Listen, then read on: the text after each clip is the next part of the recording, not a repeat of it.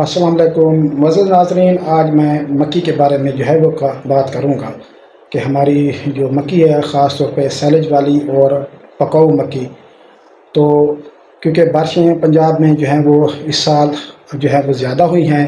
اور فصل وہ بوائی کے مرحلے میں تھی، تو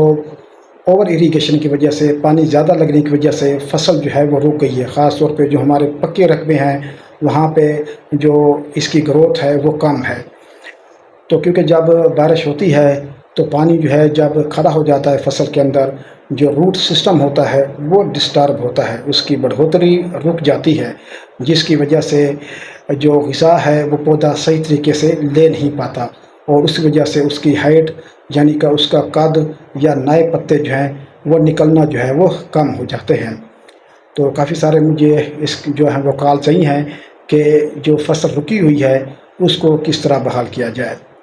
محترم ناظرین، جو کام کی باتیں ہیں وہ میں آپ کو بتا دوں کہ اگر آپ مکی کے اوپر مکی لگائیں گے تو پھر کیونکہ یہ ایک ایگزاسٹو کراپ ہے، یہ بہت کافی مقدار میں نیوٹرینٹس وہ زمین سے کھینچ لیتی ہے، اور اس کے علاوہ پھر زمین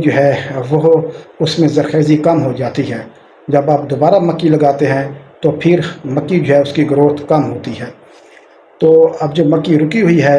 تو اس کو کس طرح بحال کیا جائے؟ سب سے پہلے آپ، کیونکہ اگر پانی موجود ہے تو پانی کو آپ باہر نکالیں، اور اس کے بعد زمین کو اچھی طرح خشک ہونے دیں۔ جب زمین مکمل طور پر خشک ہو جائے تو اس کے بعد پھر آپ نے پانی لگانا ہے۔ جب آپ پانی لگائیں گے تو اس میں آپ وہ پوٹاشیم ہیومیٹ، ٹھیک ہے، اچھی کسی فرم کا لے لیں، وہ تقریباً 5 لیٹر وہ فلڈ کریں، اور اس کے ساتھ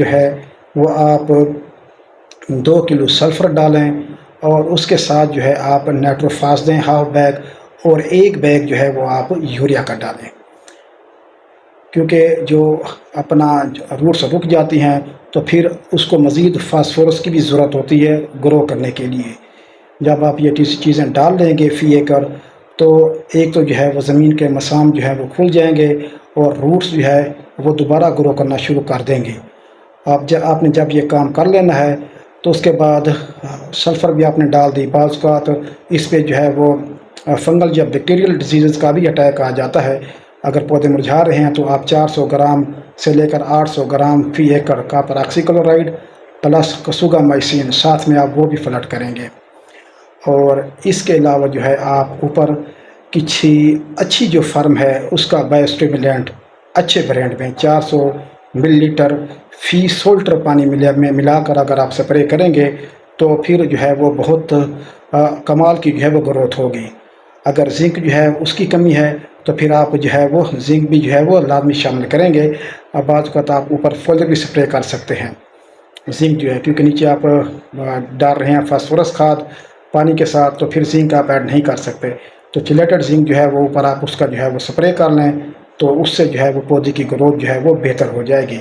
اور اس کے بعد دوبارہ پھر آپ نے جو پانی لگانا ہے پھر وہ آپ نے خشک کر کے لگانا ہے، اور ساتھ میں پھر آپ نے دوبارہ اس کے اوپر امینو ایسڈ بھی سپرے کر سکتے ہیں، یا دوبارہ پھر وہ بایو اسٹیمولینٹ وہ سپرے کر سکتے ہیں، کیونکہ جو بایو اسٹیمولینٹ ہیں جو پودے کی گروتھ ہوتی ہے وہ اس کو انہانس کر دیتے ہیں۔ خاص طور پہ جو فوٹوسنتھیٹک ایکٹیویٹی ہوتی ہے، غذائی تالیف کا جو عمل ہوتا ہے وہ رکا ہوا ہوتا ہے، اس کو وہ بحال کرتے ہیں۔ پودے کے سانس لینے کا جو عمل ہے اس کو بہتر کرتے ہیں، اور اس کے اندر جتنے بھی فزیولوجیکل پروسیس پودے کی باڈی کے اندر چل رہے ہوتے ہیں تو ان کو یہ صحیح کر دیتے ہیں، کیونکہ ایک بار جب پودا خود سے ساری چیزیں بنانا شروع کر دیتا ہے تو پھر اس کی گروتھ میں وہ اضافہ ہو جاتا ہے۔ اور کہ سیڈ جو آپ لگایا کریں وہ اچھی فارم کا لگایا کریں، اور کوالٹی کا سیڈ لگایا کریں، کیونکہ بعض کا سیڈ میں پرابلم آ جاتا ہے تو پھر جو اپنا گروتھ ہے اس میں بہت سارے ایشو آ جاتے ہیں۔ تو فصل کی جو ریکوائرمنٹ ہے اس کو دیکھ کر آپ نے ڈیسیجن لینا ہوتا ہے کہ فصل کو کس چیز کی وہ ضرورت ہے۔ تو سب سے پہلے آپ نے جو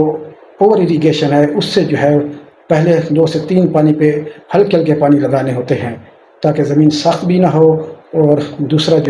اس کے مسام بھی بند نہ ہوں، پانی بھی زیادہ نہ لگے، ٹھیک ہے۔ اور تو پھر جو ہے وہ پیداوار میں جو اضافہ ہوتا ہے کہ وہ لوگ جن کی مکئی جو ہے وہ رکی ہوئی ہے تو کم از کم اگر آپ یہ پریکٹس کریں گے تو آپ ایک اچھی پیداوار جو ہے وہ حاصل کر لیں گے. بہت شکریہ. والسلام. پاکستان زندہ باد.